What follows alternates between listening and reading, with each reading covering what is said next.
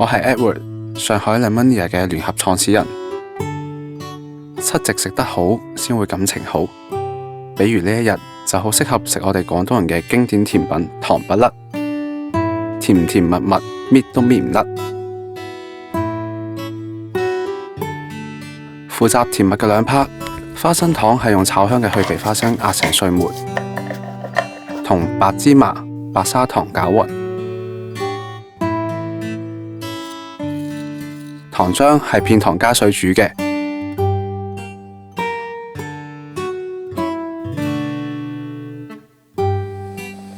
煮到佢稍微有啲濃稠嘅時候，關火，倒入磨好嘅薑汁，攤凍。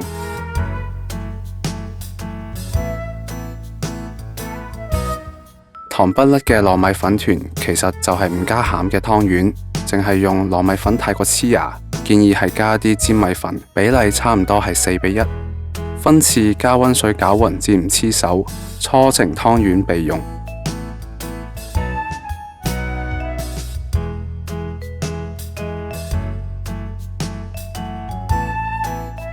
沸水鍋中落湯圓，煮至浮起。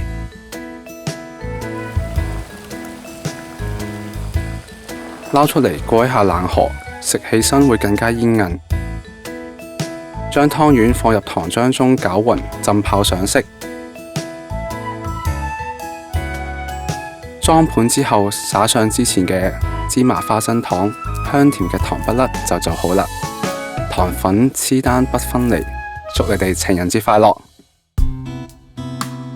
今年2月14號嘅時候呢，我哋美食台做咗一個腐竹白果薏米糖水。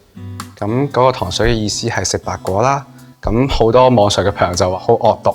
今日七夕情人節，咁我再嚟美食台教大家做一個我哋嘅特色甜品糖不甩。咁亦都祝大家好似糖黐豆咁搣都搣唔甩。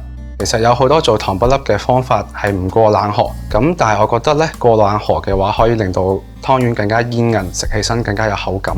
如果中意糖不甩嘅顏色更加深嘅話呢，可以試下將糖漿煮耐啲，令到佢更加濃稠就得啦。